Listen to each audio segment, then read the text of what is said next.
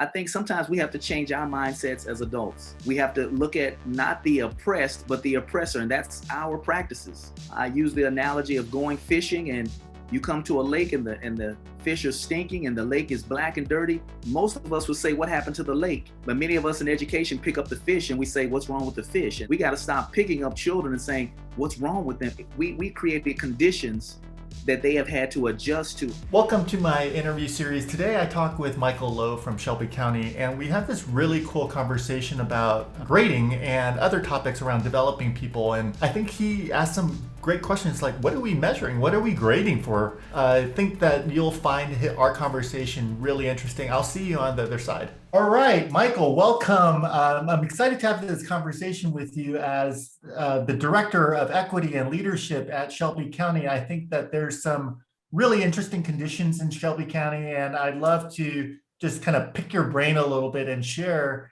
some of the lessons that you're learning around leadership as we all try to figure out how to navigate the uncertainties of the pandemic, but also eventually come out of it. And there's definitely some key lessons learned. And, you know, when we were talking just a minute ago, I think the nuggets that you have are essential. Yes. Well, Anthony, I know one thing coming out of this pandemic, we have to come to grips with the fact that many of our kids have been thriving online. And the notion that, school is the end all be all, we have to have them in the building has changed. We found that many of our kids are thriving, and then many of the students who have done poorly, some of them have come out with better grades. They haven't had all the background of the white noise to really confuse them. They've gotten on target, but it takes a teacher. It takes a good teacher that knows, how do I grade? How do I assess in a pandemic?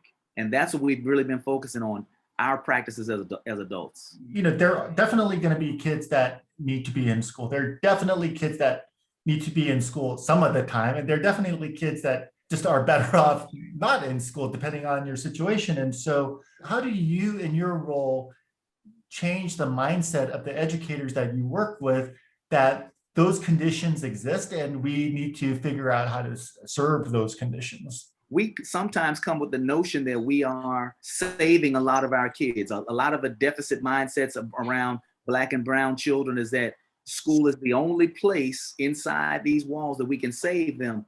But I think sometimes we have to change our mindsets as adults.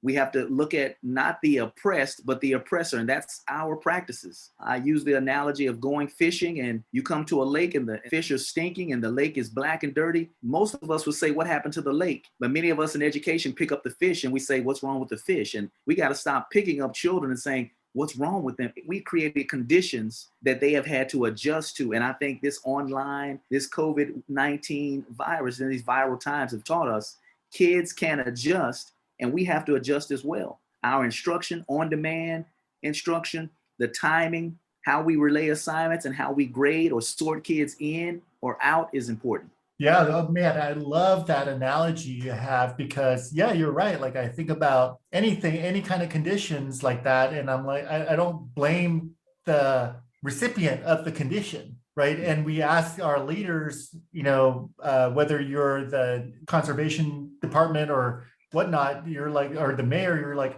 why are we messing with the lake? Like, why are we dumping in the river?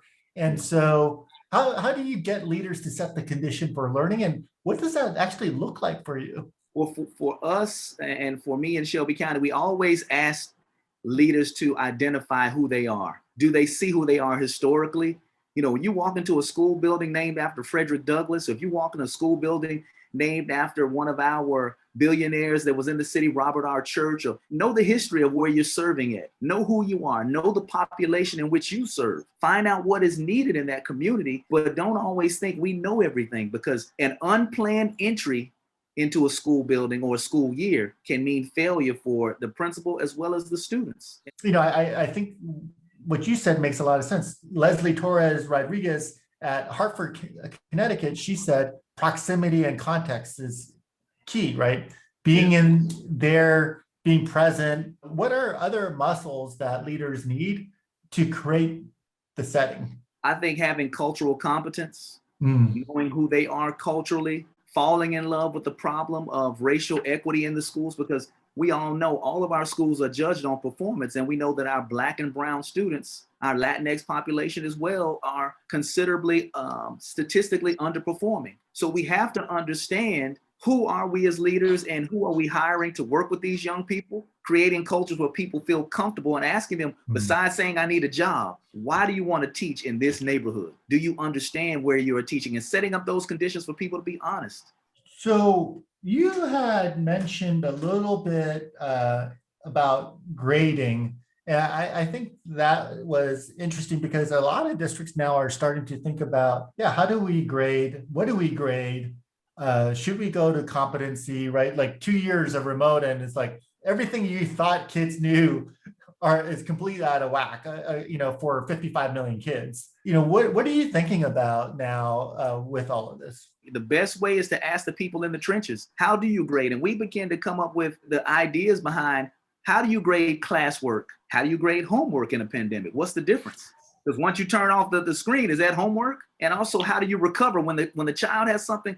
When the internet goes out, or mom and dad had to have them wash dishes because a lot of parents were at home. What do you do in that manner? How do they make up or recover the credits? So those are conversations our teachers were thinking about and designing to teach other teachers. Because as I said earlier, grades, they sort children in and they can keep them out. And GPA is more correlated with college success than any ACT score. That's the new research that's come out. GPA is powerful. Yeah. Let's step back a little bit because, we spent a little bit of time talking about the district, but what I'm curious about is, there's so much talk across the country around a K-shaped economic recovery where the people in the front line, a lot of Black and Latinx are often at the bottom part of that K, because some folks don't have like white collar jobs, the work is even harder and there's less work to come by. At the same time, people in the tech industry are successful, right? Because, Amazon's valuation has grown substantially. Yeah, right. Zoom, right? Yeah. And so what we see is white collar work is actually prospering right now after that initial dip. And what I'm curious about is that gap is, whether it's the achievement gap or the economic gap, just got a lot wider for many folks. And we know that things like the stimulus can help stabilize that. But the other is like education, upskilling, right? There's a lot of things that the school district that plays a role in. How does that play out in your thinking and developing leaders in your organization? Well, that is one of the areas we are deciding to build. Starting next year, we're opening up a medical type high school, a magnet type school, because we know in this pandemic, as you said earlier, we know the tech industry is booming and also the medical industry is booming. Doctors and nurses are in need. So we're trying to bring more programs and expand our portfolio of schools to add options that are meaningful, not meaningful, but also adding to the portfolio of what is needed. We're adding more STEM courses this year, not just STEM, just the acronym, but really focusing on real life CCTE skills, career and technical jobs, having those classes and courses to teach kids to adjust to this new realm of what we call artificial intelligence and online learning is key. And also developing teachers to manage that pool of talent in our school district is what we are really trying to get principals to hire for. And it's competitive. What you said is actually where the problem lies from us scaling this is we can't find teachers that are capable of teaching those. Like a lot of times, like the students learn faster than the instructors themselves. Yeah. Right. Yeah. How do we change that paradigm? Because, not only is it challenging to get Black educators in the classroom so that there's educators that actually look like the students that they're serving, but to get that and people that can do the STEM level instruction and lead an organization, like we're asking for so much out of a few individuals. How do we develop that? It is a job of climbing and building. They're climbing and building while they climb. And we have to continue to create pathways for them to get those certification classes. I always tell our leaders, we have to make the learning on our time where they don't have to go after school and learn new skill sets. We have to build during the school day to have times on their planning time or during the day where they learn new skills and get new certifications to teach classes. We have to build a career pathway and incentivize teachers. People now today say, educators are not making enough money. Many of our teachers work 2 or 3 jobs. So we have to develop pipelines and pathways for them to get into education and science and pay them to learn on our time. How much time does a leader that you're trying to develop, how much time a month do they really need in order to like build these skills? Because what should a district really be allocating in terms of time in the day so that they could build the skills? Because you got to make that investment. We have invested in one-on-one coaching for our teachers, and our principals also have what we call an instructional leadership director that comes in and coaches them around leadership. But a lot of the times they do one-on-one visits, like in the school day. I'm not going to interrupt what you're doing, but let me follow you around. Let me see how you interact with parents. Let's go and do a classroom observation together. Let's record what is being said and what is being told to the students and how they respond. And then we come back and we discuss. Let's debrief over what we saw in the lesson. Principals need that time, that one-on-one coaching, as well as teachers. So that's an investment we have to have in order to keep and to help them level up and get better. Wow, I didn't know. I mean, that's a pretty significant investment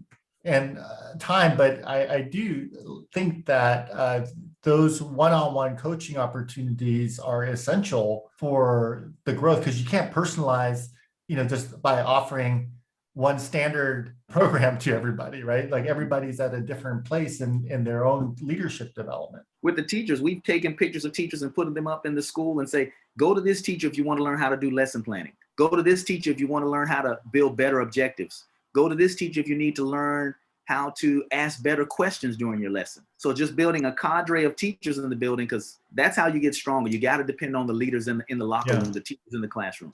Welcome back. And I hope you enjoyed that conversation with Michael. I think I learned so much from that conversation. He just has a way about him that I could talk forever with him. But what I really loved is how do we continue to do this equity work when it's so hard to move people along, and it's so hard to make sure that everybody feels like they're part of the journey.